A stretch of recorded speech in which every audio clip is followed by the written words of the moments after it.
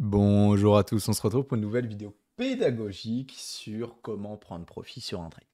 Comme d'habitude, qui dit vidéo pédagogique dit prise de notes, donc on sort un Word ou une feuille blanche.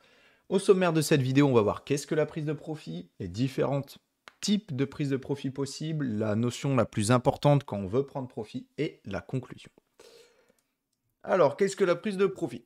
Quand on est débutant en trading, malheureusement, on se focalise bien trop souvent sur l'entrée de son trade parce qu'on se dit ce qui est important, c'est faire une analyse graphique, c'est rentrer parfaitement, pile au top, pile au bottom. Non. Et on oublie trop souvent de planifier la sortie de son trade. Je vois encore trop de personnes qui ont de superbes entrées sur leur trade, mais ils ne savent pas où sortir. Et très souvent, le trade finit par se retourner et se conclure en perdant alors qu'ils étaient gagnants. Et ça, psychologiquement, c'est destructeur. Il nous est tous arrivé voilà, d'avoir ce trade gagnant qui se transforme en perdant.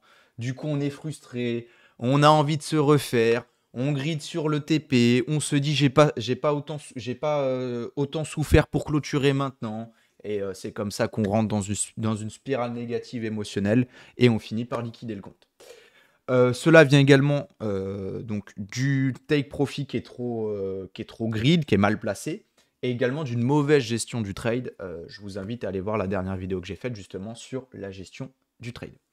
Le but de cette vidéo est d'éviter justement ce type de situation où on est trop greed sur son take profit. Quand vous entrez sur le trade, il est tout aussi important de savoir où est-ce que vous allez prendre profit que de savoir où est-ce que vous rentrez. C'est très très important parce que ça va vous permettre également de bien gérer votre risque avec ce qu'on appelle le RR, Risk Reward. Ne pas prendre des trades où il y a un RR qui est inférieur à 1 pour 1 parce que ça veut dire qu'on risque plus pour gagner moins. C'est stupide. Enfin, en scalping, c'est faisable, mais pour l'intraday swing, à éviter absolument. Donc, la prise de profit est tout simplement le fait de clôturer son trade en profit. On va voir les différentes stratégies pour prendre profit. Rappel, on prend profit sur son trade en ordre limite pour limiter ses frais, les frais d'exchange et les frais de spread. Première stratégie, la prise de profit dite classique, aussi dite complète, c'est-à-dire que vous allez clôturer la totalité de votre trade en une fois. Ça, c'est classique, basique. On entre, stop loss, take profit, fini, on passe au prochain trade. Deuxième stratégie, la prise de profit partielle. Vous allez diviser votre take profit en plusieurs TP, 2, 3, 4, le nombre que vous souhaitez, en fonction de votre stratégie et surtout de la durée de votre trade. Par exemple, lors d'un trade initié pour rider une forte tendance, ce qu'on appelle un trade de momentum, on va trader la force d'un mouvement. Cela est pertinent d'avoir 4 take profit. CF la vidéo sur le prolongement de Fibonacci.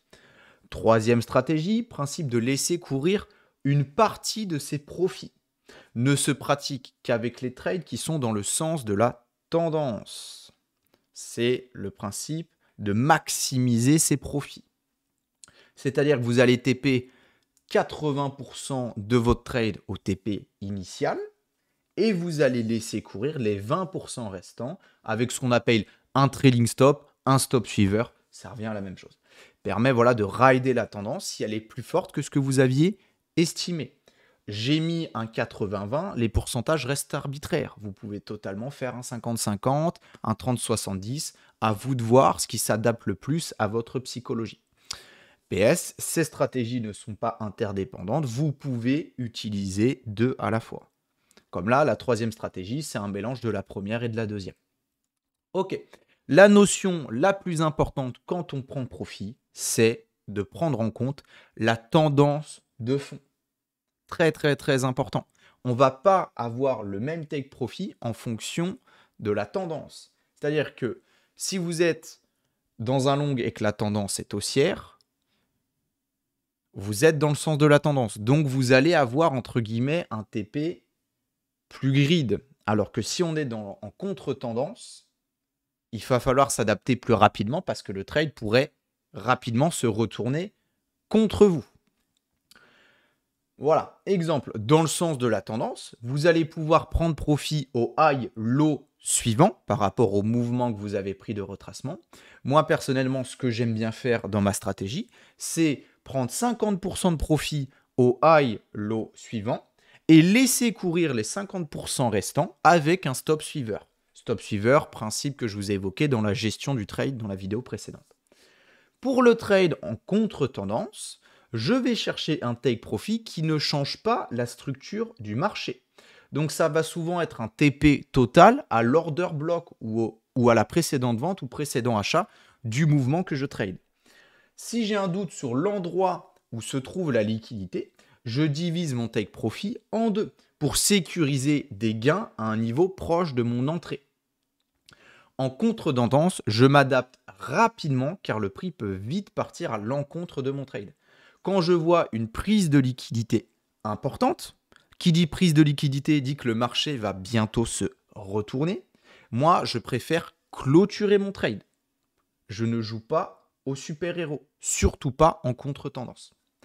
PS, n'oubliez pas quel type de trade vous avez lancé, notion de fractalité de marché. Vous pouvez avoir une tendance baissière dans une tendance haussière. Une erreur fréquente quand on est débutant, voire même intermédiaire, c'est de prendre un trade en intraday scalping et d'avoir un take profit de swing. C'est se dire, ok, la tendance de fond en daily, weekly, c'est bullish. Là, la tendance moyen terme, c'est bearish. Et là, je tente un scalp en longue. Mais ce scalp en longue, il est dans une tendance moyen terme bearish. Donc, je suis en contre-tendance si je fais du scalping. Vous voyez l'importance de comprendre cette fractalité de marché? Souvent piégeur, ce principe d'essayer d'analyser la tendance et de le confronter par rapport à son trade. Il faut vraiment être honnête avec ce qu'on voit sur le graphique. Je fais quel type de trade par rapport à quel mouvement et ce mouvement, quelle est sa tendance? Très, très important.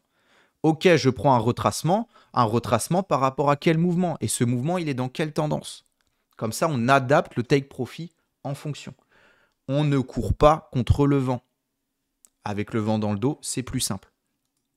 Conclusion, comme d'habitude, il n'y a pas de meilleure stratégie. La meilleure stratégie, c'est celle qui sera la plus adaptée à votre psychologie, celle qui sera la plus... Quand je dis une stratégie qui est adaptée à votre psychologie, c'est une stratégie qui va être facile à tenir.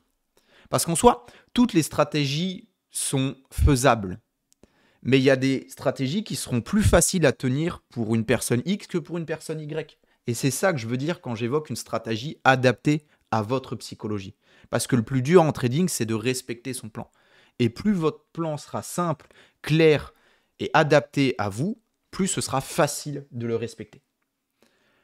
Un bon trader, je rappelle, est un trader qui minimise ses pertes avec une bonne gestion de son risque et qui maximise ses gains avec une bonne gestion de ses take profits.